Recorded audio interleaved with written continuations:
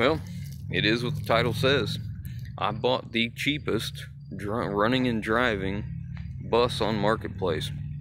This thing's an 02 International chassis. It runs and drives. And I had been watching this thing on Marketplace for the last, I don't know, week or so.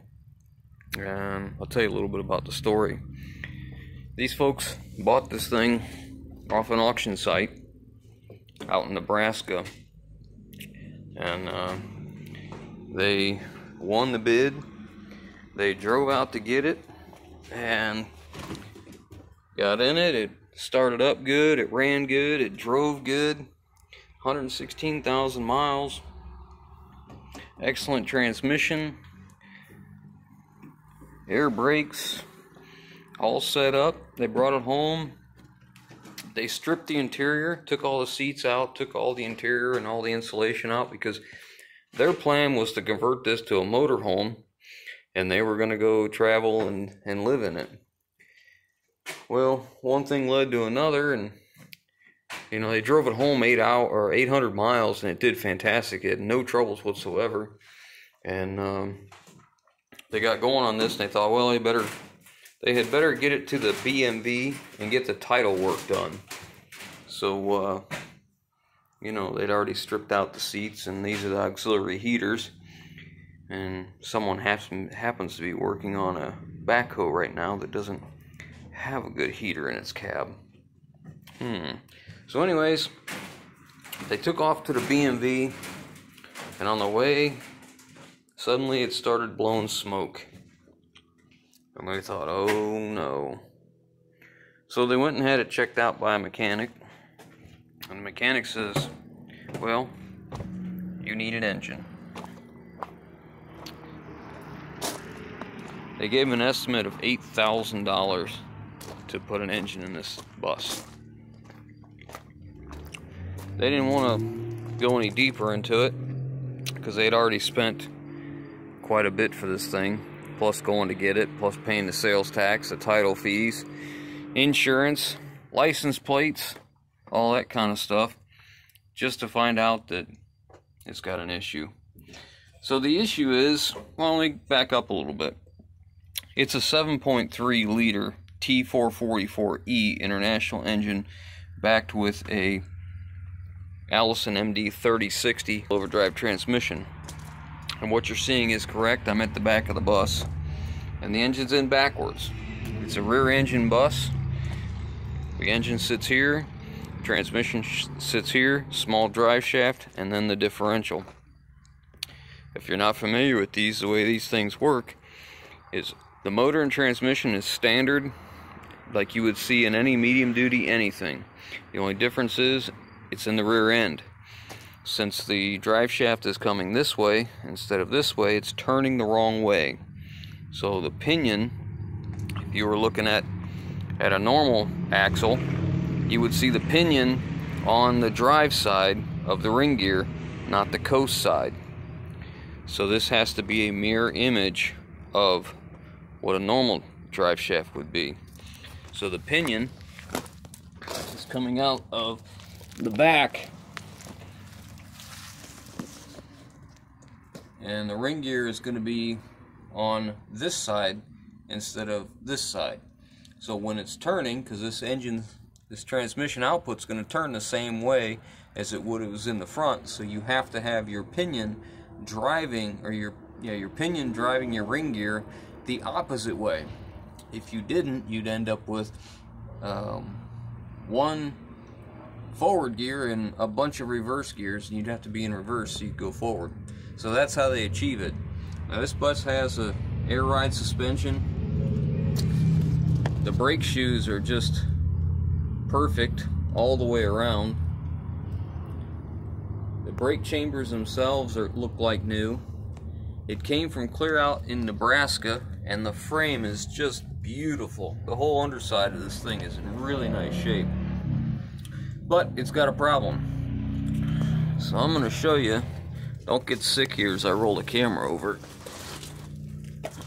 Okay, so here's the Allison MD 3060, and there's the T444E. I don't know if you'll be able to tell here, but it's got some oil leak on the front cover. And they said they didn't use any oil all the way in, and they didn't start having a problem until they went to go take it to the BMV. This is the draft tube. Basically, this is the crankcase vent right here. And you can see it's starting to leave a few drips. You can see that right in here. So it's starting to leave some oil patches, spots wherever it goes, marking its territory. So anyways,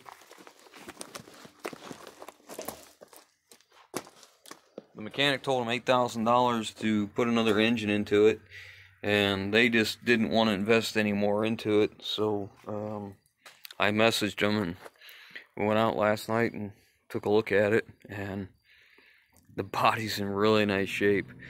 As far as the engine goes, I drove it home. It ran and drove great. You can hear a slight difference, like there's a problem with one of the holes, one of the cylinders, but I'll show you back here. Most rear engine buses have a place for ignition switch. That way, if you're back here working, you can start it from in the rear. And they also have an engine stop, so if you're working on it, no one can go up front to the other ignition switch and turn it on. So we're going to start it up so you can hear this little T444E, and it's got a couple exhaust leaks, but see if you can pay attention. It's going to get loud, but see if you can hear the difference, or if you can pick up on the one cylinder.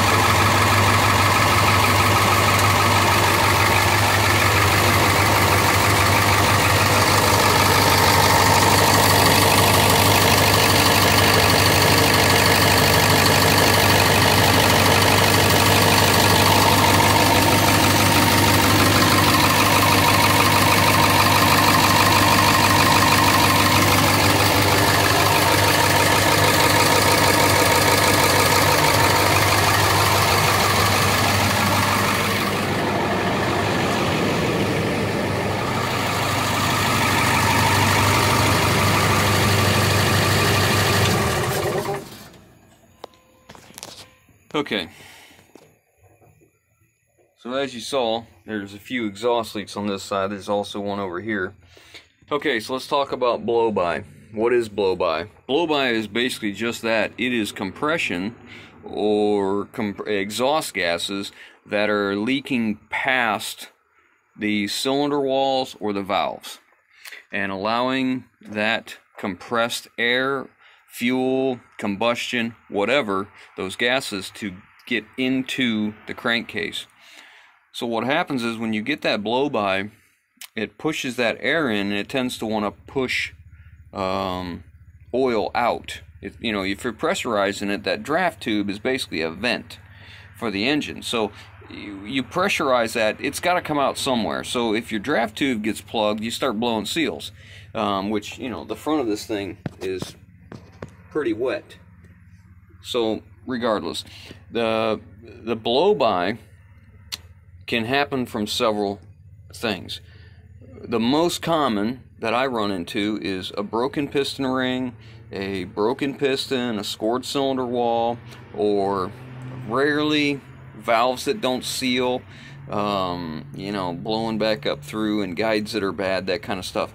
But typically I see it's in the pistons or the cylinder walls. Now in this case, this is a belt-driven air compressor.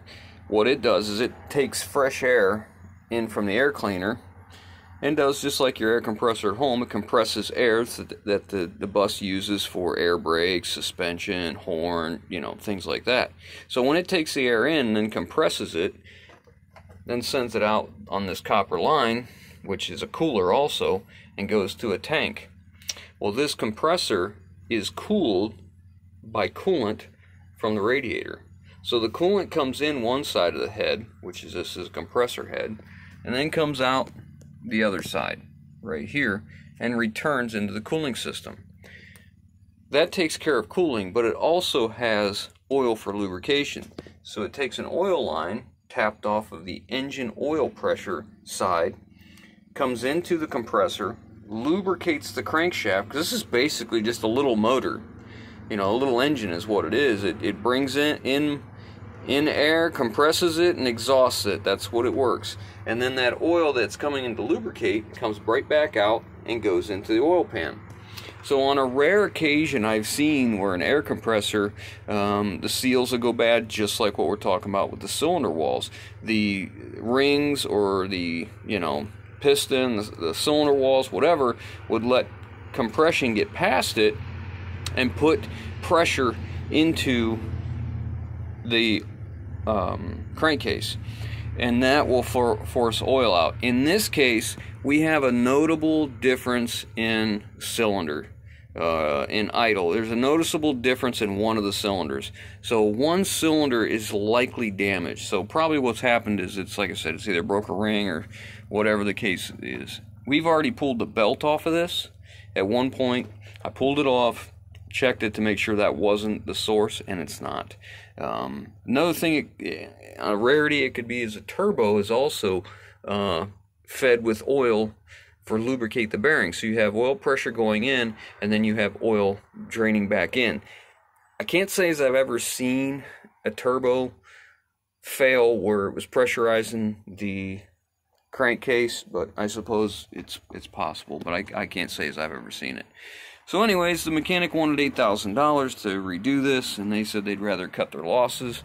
So I went and looked at it, we struck a deal, and I drove it home. Now, this bus is in really good condition. I should back up. The unattractive thing about this bus is that engine. This bus is a 35,000 pound GVW bus. It's long. It's 38 or 40 feet, and I can't remember which now. That's a lot of length for a little V8 diesel, because that's what that is, 210 horse T444E. That's not what's attractive about this bus to me. That MD3060 transmission, 22.5 Goodyear tires, they're recaps, but they've got a good amount of tread left on them. The bus itself, you know, it's not really all that attractive. It was really attractive to me for pieces and parts. I mean, real good tires all the way around. The body's in good shape. These are International 4700, 4900 series headlight bezels and turn signals. So we'll be able to use those. This steer tire is like brand new. And these are all 11R22.5s, which I use quite often. And again, good tread on the 11R22.5s in the back. And the frame and the body of this thing is in really, really nice shape.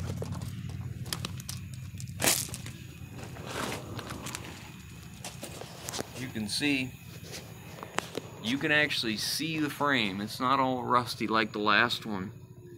This bus uses U-bolts and clamps to hold the body down. So this body would come off much easier than the last one.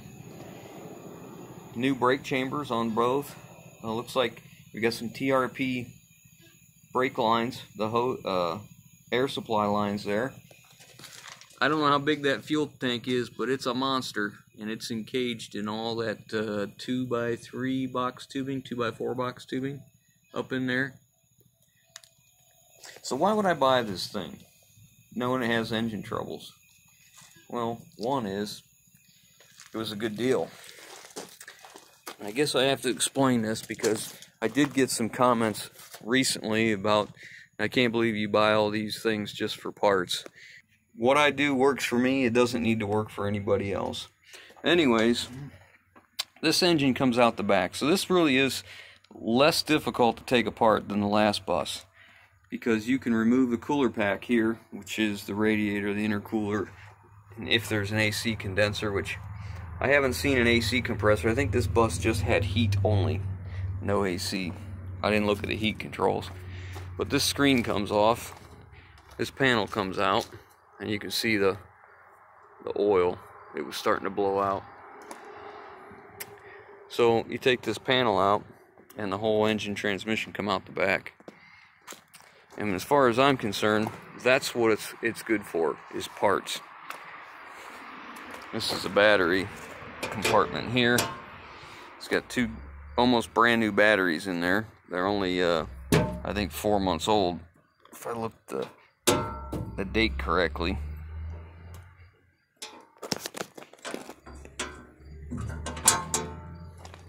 Apparently I'm not left-handed. So anyways, we bought it and drove it home, and it was the cheapest bus. I had been watching this bus for about a week. They put it up for sale. Like I said, they didn't want to put any more money into it, and they were trying to get back as much of their money as they could off of the bad investment. And I've watched it, and the price kept dropping and dropping, and it got to a point where I thought, well, I need to go buy that because I can use parts, and I'm pretty sure if I lift this body off and take it to the scrapyard, it's going to probably bring about as much as the last one, even though this one's quite a bit longer than the last one. The difference is scrap prices are quite a bit lower now than they used to be, but they've done all the work that the scrapyard would ding me for, you know, and they want to take money off because the seats, and take money off because the insulation and all that crap, and it's already out. So they left all the good metal for scrap. They left me all the nice badging, because I'll keep that. That one of them heaters I hope I can make work in the backhoe. The seat's not great, but I'm sure I'll find a truck that can use it. And then we get the controls. We get everything. It's a tilt wheel too. That's pretty nice. I don't think it's telescoping, it's just tilt. Anyways, it starts, runs, and drives just like you'd want it to. It's a 78 passenger, it says. That's a lot of kids to listen to going down the road, I think. Yeah, I see heat, and that's it. So probably no AC on this one. This was the only bad spot in the bus, right here, and underneath it is actually in nice shape. It just got caught up in there apparently and rusted, but the rest of it looks really decent. So it is salvageable. Must be their access to the fuel lines. But yeah, I imagine it, if you were to use this for a motorhome conversion, I'm pretty sure that you wouldn't want to go very far with that little motor. That's a 210 horse. You wouldn't get too far until you were like, man, I think we need a bigger motor. So anyways, so this is a new purchase. I bought the cheapest running and driving bus on Marketplace, and I'm okay with that. Now it's probably just going to be parts. I'm going to take it apart and use this and use that when I need it. But for right now, I think she's just going to go park over another piece of property and sit until I need it. So I'm not sure what we're going to use it for or what we're going to do with it. But I can tell you this, it was a good bargain and worth going to go get. So if it sits around for a while and one day I decide I need them tires for another truck, or I need them wheels for another truck, or I need them batteries for something else, or I need that transmission for something, or let's pull that motor out and see what's wrong with it, see if we can fix it real quick, see if we can get her going again, then that's what we'll do. It was a very, very easy and economical way to buy parts and get them home for free. So that's it for this one, guys. I hope you enjoyed the tour of our latest purchase. If you like what we're doing, give us that thumbs up. If you haven't already, hit the subscribe button. Leave your comments down below. And guys, don't tell me don't take that bus apart. If you want a bus like this, they're out there. Easy to find. Go find yourself one. I'm going to use it for what we need, when we need it. Thanks for watching.